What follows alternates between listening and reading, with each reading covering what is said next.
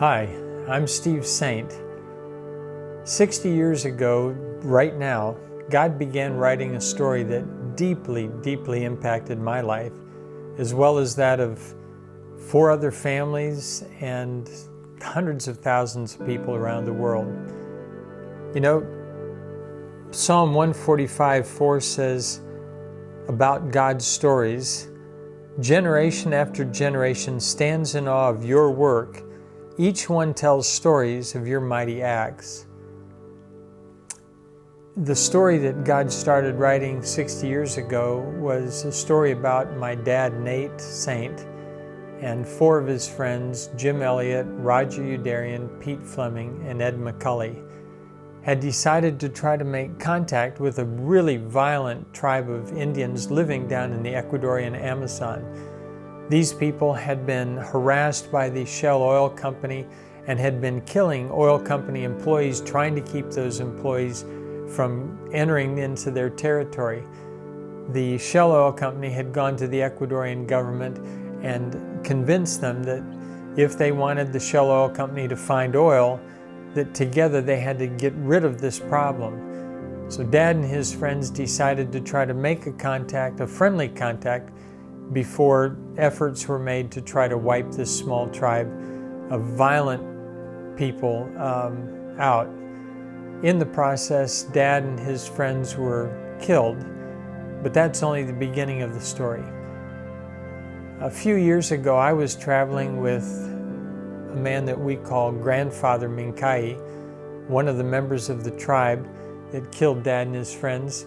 And while we were traveling and speaking with Stephen Curtis Chapman, a contemporary Christian musician, a journalist from USA Today gave me a call and said, I'd like to interview you. But then he said, but first I want to ask you some questions. A USA Today editor, when he was interviewing us, said, I can understand possibly forgiving the man who killed your father, but he said, but loving him, that seems almost morbid. And it would be if it wasn't true. But the answer to why and how something like this can happen is really very simple. It's God's grace and the power of His Word. My dad and his 4 friends were willing to die rather than to kill the Waodani. When they were attacked, they all had guns and the Waodani had spears.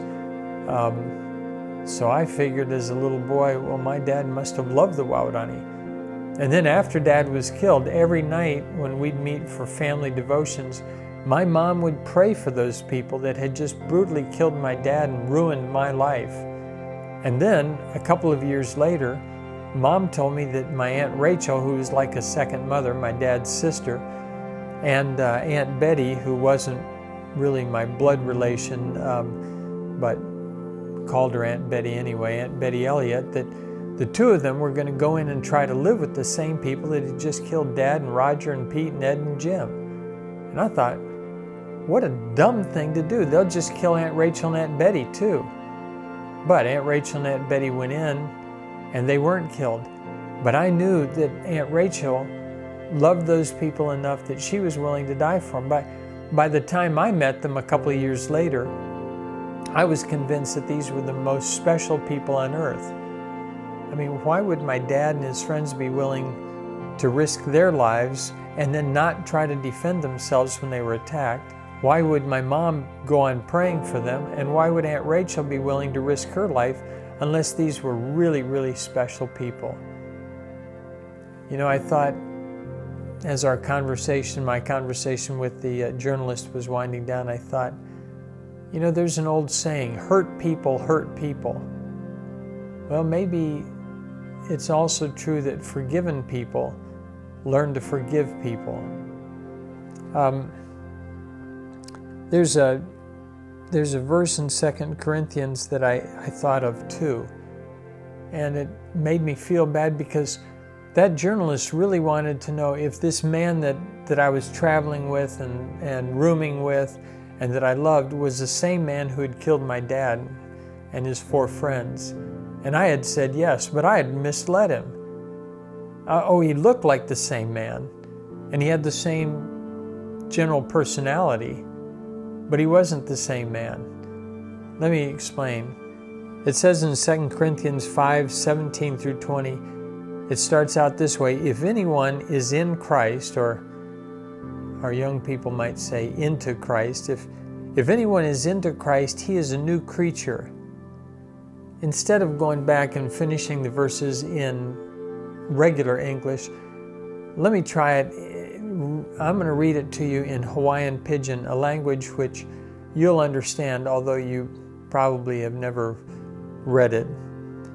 In Hawaiian Pidgin, 2 Corinthians 5:17 through 20 says, "That's why whoever stay tight with Christ, they one new kind of guy." This is a real language. "The old things no stay no more. Look, the new things when come. All that stuff, it come from God. He when bring us back the same side with Him because of what Christ when do. And now He tell us for work so the other people can come back together with Him too." That's our objective. If you're a Christ follower, that is our commission from Christ. We were brought back the same side with God after we had strayed. And now our objective should be to try to bring other people back the same side with Christ. Oh, I don't mean forcibly, but to share the good news, the gospel with them, so that they have a choice to live peaceably with God. Grandfather Minkai has told me a number of times, and others of the men who killed Dad and Roger and Pete and Ed and Jim, after they became Christ followers, and don't get me wrong, not the whole tribe became Christ followers, but when those people who did became Christ followers, they actually began teaching me, when I was living with Aunt Rachel, how to become a Christ follower. It really is true. If anyone is in Christ, they become a new kind of guy.